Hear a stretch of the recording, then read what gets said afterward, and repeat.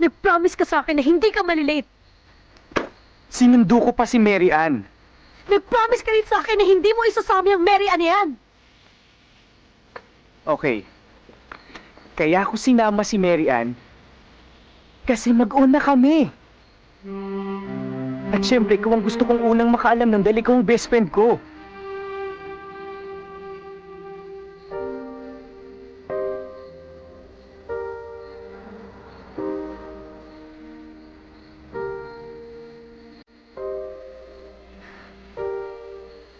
Get out of my way. Di ka ba masaya para sa akin? Get out of my way. Bujoy, di ba ito ang gusto mo? I said get out of my way!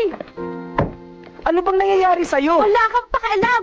Hindi na kita maintindihan Kailan mo eh. ba ako inintindi? Diretso mo nga.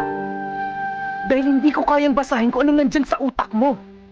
Kung galit ka, sabihin mo sa akin kung bakit. Kung nasaktan kita, sampalin mo ako. Sige, gantihan mo ako. Matatanggap ko lahat dahil kaibigan mo ako eh. Oh yes! Kaibigan mo ako! Kaibigan mo lang ako! And that's all I ever was to you, Ned.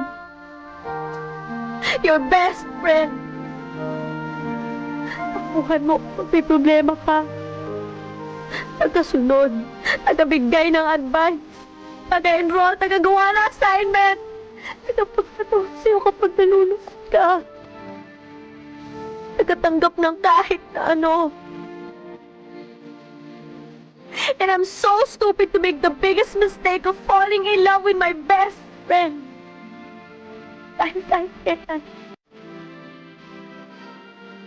Hindi mo naman ako makikita eh.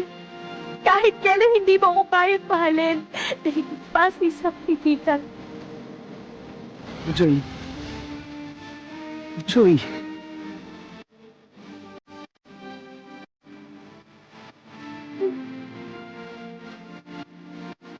Ngayon, ano yun? I think you can get out of my life. Bujoy, mahal kita. Mahal kita, Bujoy.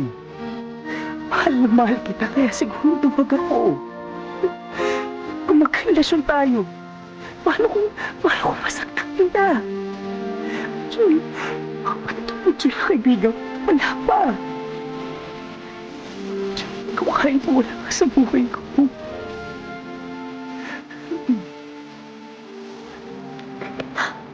Ano gusto mo sabihin?